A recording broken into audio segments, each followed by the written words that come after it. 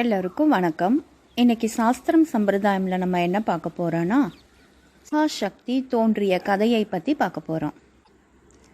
சிருஷ்டிக்கு ஆரம்பத்தில் சகல தேவர்களும் பிரம்மாவிடம் சென்று தங்களுக்குரிய உணவை பற்றி விண்ணப்பித்தார்கள். உடனே பிரம்மா யக்ஞ ரூபியான விஷ்ணுவை தியானித்தார். விஷ்ணு யக்ஞ ரூபமாக அவதரித்தார். அந்த யக்ஞத்தில் பிராமணர்கள் பலவிதமான அவிசுகளை ஆகாரமாக கொடுத்தார்கள். ஆனால் அவற்றை தேவர்கள் அடைய முடியவில்லை. இதனால் தேவர்கள் மீண்டும் பிரம்மலோகம் சென்று முறையிட்டார்கள். அவர் கிருஷ்ண பரமாத்மாவை சரணடைந்து கிருஷ்ணரின் ஏவலால் பிரகிருதி தேவியை போற்றி துதித்தார்.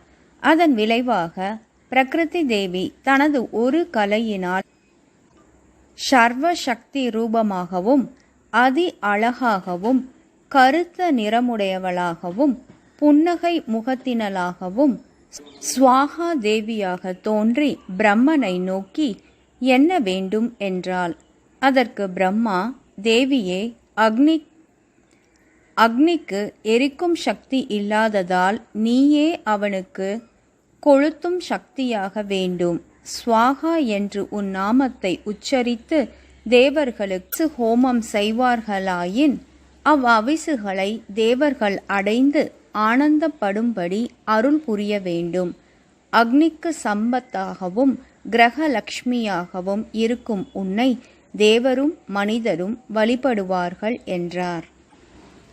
அதன் பிறகு பிரம்மாவின் கட்டளைப்படி அக்னி தேவன் பயபக்தியோடு சாம வேதத்திலுள்ள தியானத்தினால் ஜெகதம்பிகையை தியானித்து தோத்தரித்து மந்திரபூர்வமாக ஸ்வாகாதேவியை மனம் புரிந்தார்.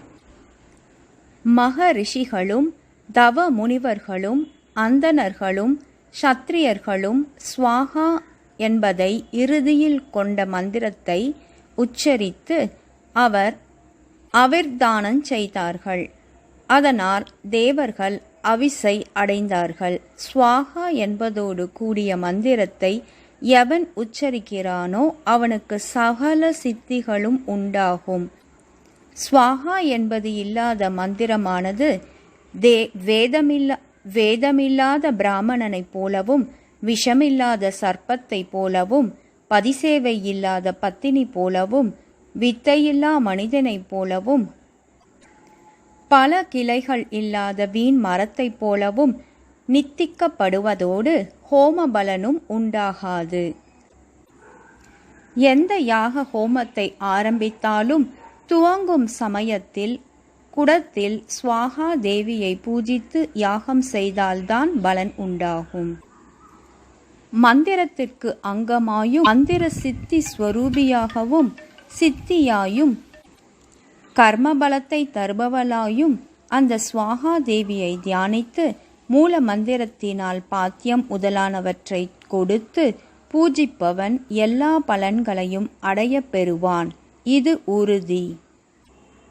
ஸ்வாகா வன்னிப்பிரியா வன்னிஜாயா சந்தோஷகாரிணி சக்தி கிரியா காலதாத்ரி பரிபாகஹரி த்ருவா நராணாம் சதாகதி தாஹிகா தகனக்ஷமா சம்சார ரூபா கோர சம்சார தாரிணி தேவ ஜீவன ரூபா தேவ போக்ஷணகாரிணி என்கின்ற இந்த 16 நாமங்களையும் யார் ஒருவர் பயபக்தியோடு சொல்லி போற்றுகிறானோ அவன் இம்மையிலும் மறுமையிலும் சகல சித்திகளையும் பெறுவான். அவனுடைய கர்மங்கள் யாவும் அங்கஹீனமடையாது.